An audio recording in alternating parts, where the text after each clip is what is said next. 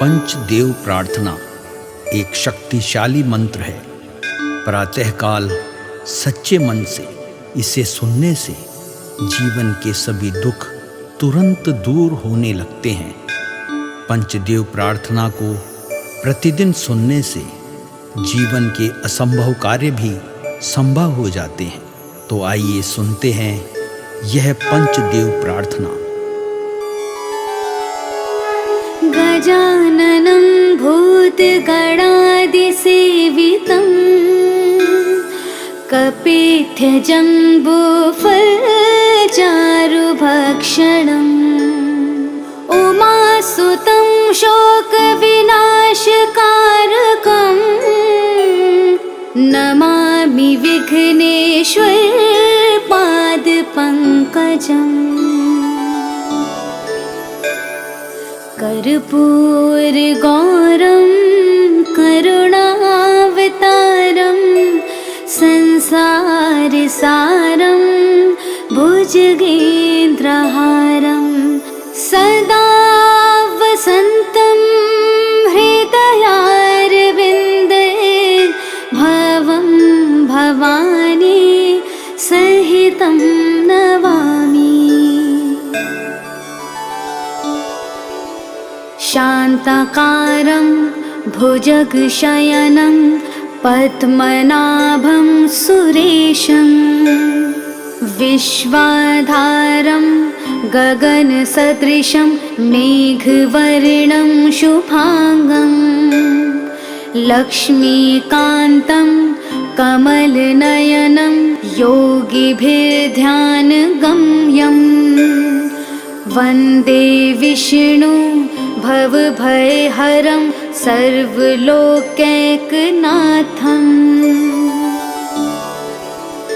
नीलाम्बुजश्यामलकोमलाङ्गं सीतासमारोपितवामभागं पाणो महासायकचारुचापं नमामि रामं रघुवंशनाथम्।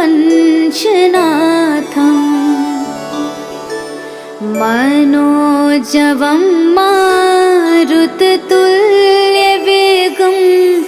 जितेन्द्रियं बुद्धिमतां वरिष्ठं वातात्मजं वानुरयोधमुख्यं श्रीरामदूतं शरणं प्रपद्ये। करारविन्देन पादारविन्दं मुखारविन्दे विनिवेशयन्तं वटस्य पत्रस्य पुटेश्यानं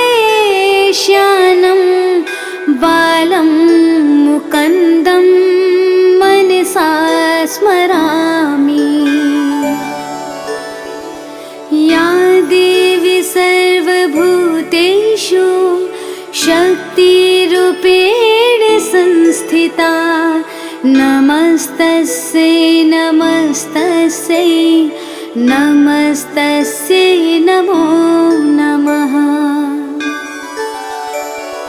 नीलाञ्जनासमाभासं रविपुत्रं यमाग्रजं छायामार्तण्डसम्भुतं तं नमामि शनैश्चरम्। गजाननं भूतगणादिसेवितं कपित्थजम्बूफलचारुभक्षणम् उमासुतं शोकविनाशकारकं नमामि विघ्नेश्वर पादपङ्कजम्। कर्पूरगौरं करुणावतारं संसारसारं भुजगेन्द्रहारं सदा वसन्तं हृदय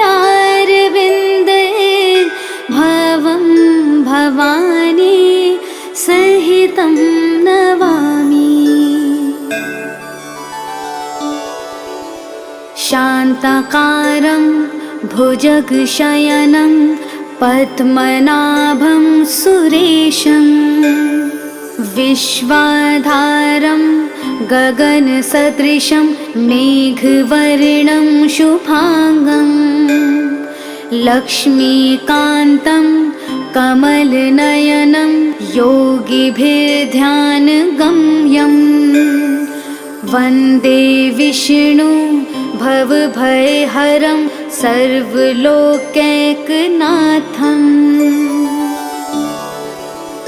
नीलाम्बुजश्यामलकोमलाङ्गं सीतासमारोपितवामभागं पाणो महासायकचारुचापं नमामि रामं रघुवंशनाथम् मनोजवं मारुततुल्यवेगं जितेन्द्रियं बुद्धिमतां वरिष्ठं वातात्मजं वानुरयोधमुख्यं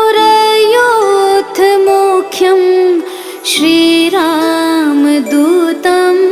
शरणं प्रपद्ये करारविन्देन पादारविन्दं मुखारविन्दे विनिवेशयन्तं वटस्य पत्रस्य पुटेश्यानं बालं मुकुन्दं मनसा स्मरामि। या देवी सर्वभूतेषु शक्तिरूपेण संस्थिता नमस्तस्यै नमस्तस्यै नमस्तस्यै नमो नमः। नीलाञ्जनासमाभासं रविपुत्रं यमाग्रजं छायामार्तण्डसम्भुतं तं नमामि शनैश्चरम् गजाननं भूतगणादिसेवितं कपिध्वजम्बूफलचारुभक्षणम् उमासुतं शोकविनाशकारकम् नमामि विघ्नेश्वर पादपङ्कजम् कर्पूरगौरं करुणावतारं संसारसारं भुजगेन्द्रहारं सदा वसन्तं हृदयारविन्दे भवं भवानी सहितं नमामि। शान्ताकारं भुजगशयनं पद्मनाभं सुरेशं विश्वाधारं गगनसदृशं मेघवर्णं शुभांगं लक्ष्मीकान्तं कमलनयनं योगिभिर्ध्यानगम्यं वन्दे विष्णु भवभयहरं सर्वलोकैकनाथम्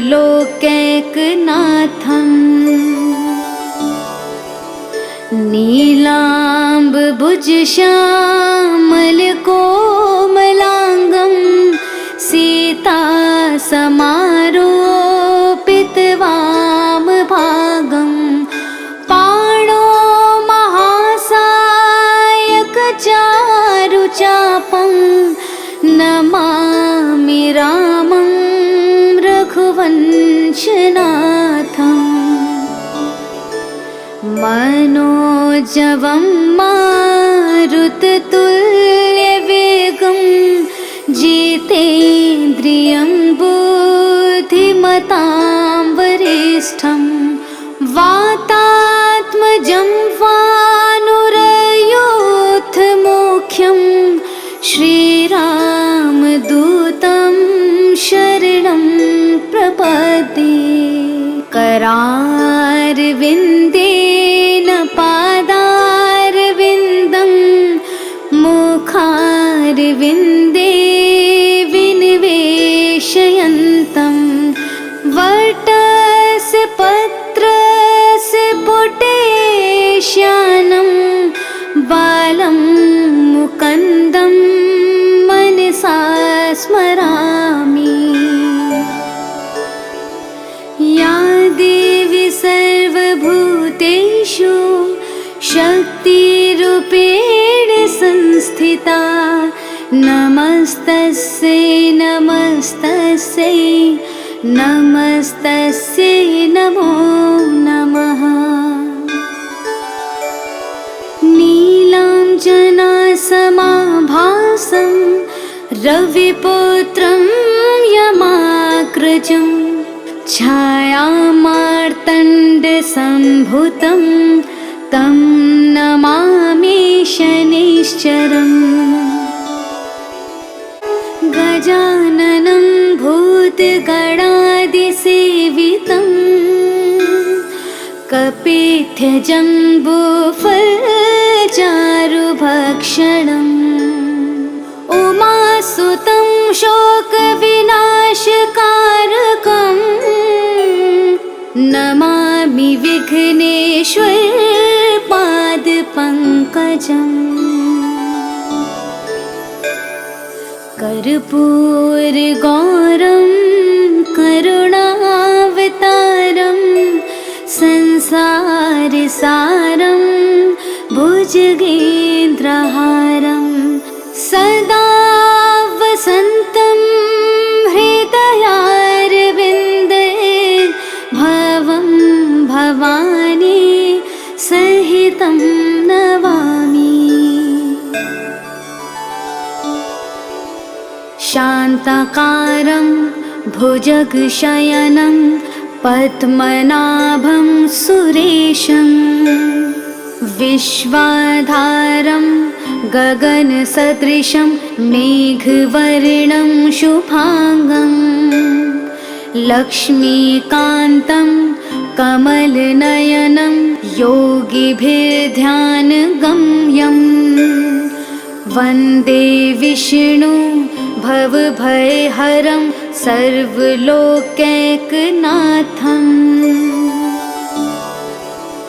नीलाम्बुजश्यामलकोमलाङ्गं सीतासमारोपितवामभागं पाणो महासायकचारुचापं नमामि रामं रघुवंशनाथम्। मनोजवं मारुततुल्यवेगं जितेन्द्रियं बुद्धिमतां वरिष्ठं वातात्मजं वानुरयोधमुख्यं श्रीरामदूतं शरणं प्रपद्ये। करारविन्देन पादारविन्दं मुखारविन्दे विनिवेशयन्तं वटस्य पत्रस्य पुटेश्यानं बालं मुकुन्दं मनसा स्मरामि। या देवी सर्वभूतेषु शक्तिरूपेण संस्थिता नमस्तस्यै नमस्तस्यै नमस्तस्यै नमो नमः। नीलाञ्जनासमाभासं रविपुत्रं यमाग्रजं छायामार्तण्डसम्भुतं तं नमामि शनैश्चरम्। गजाननं भूतगणादिसेवितं कपित्थजम्बूफलचारुभक्षणम्। उमासुतं शोकविनाशकारकम् नमामि विघ्नेश्वरपादपङ्कजम्। कर्पूरगौरं करुणावतारं संसारसारं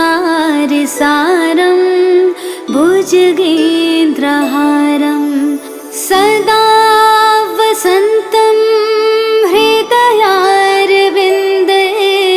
भवं भवानी सहितं नमामि। शान्ताकारं भुजगशयनं पद्मनाभं सुरेशं विश्वाधारं गगनसदृशं मेघवर्णं शुभांगं लक्ष्मीकान्तं कमलनयनं योगिभिर्ध्यानगम्यं वन्दे विष्णु भवभयहरं सर्वलोकैकनाथम्।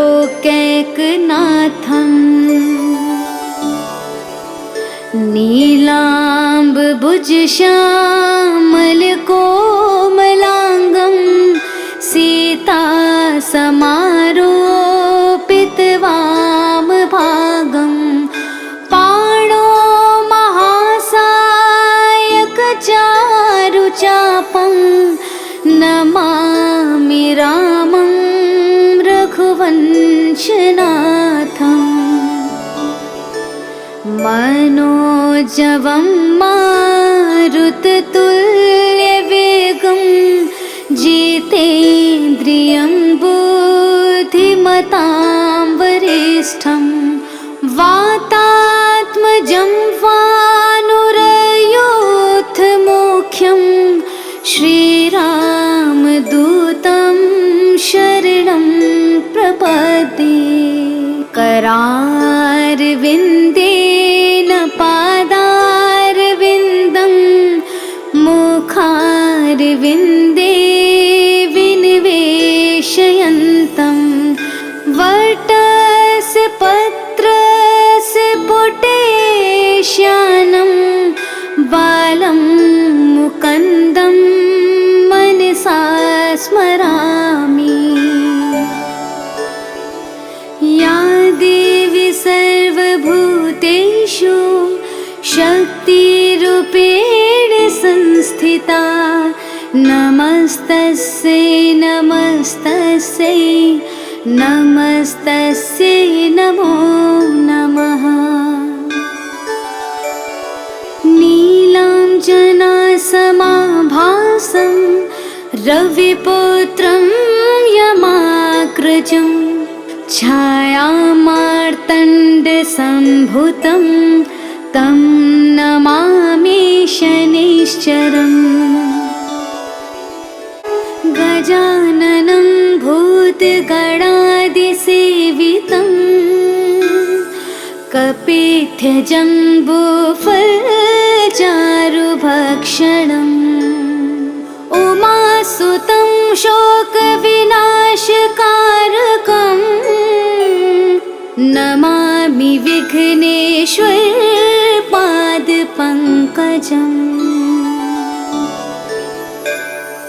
कर्पूरगौरं करुणावतारं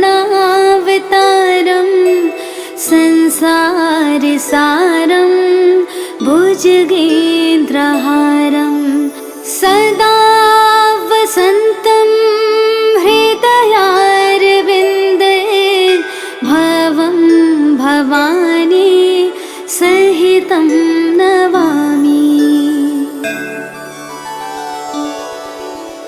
शान्ताकारं भुजगशयनं पद्मनाभं सुरेशं विश्वाधारं गगनसदृशं मेघवर्णं शुभांगं लक्ष्मीकान्तं कमलनयनं योगिभिर्ध्यानगम्यं वन्दे विष्णु भवभयहरं सर्वलोकैकनाथम्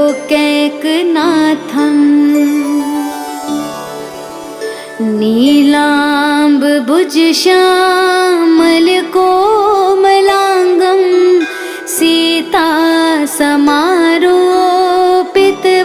सीतासमारोपितवामभागं पाणो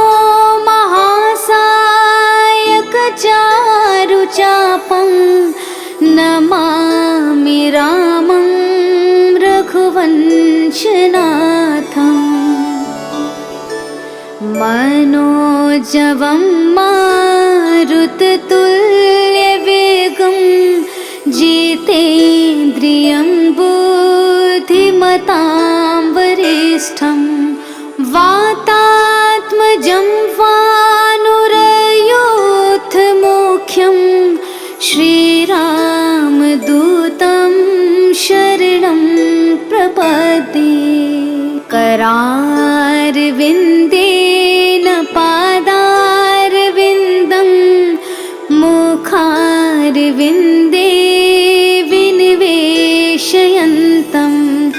वटस्य पत्रस्य पुटे श्यानं बालं मुकन्दं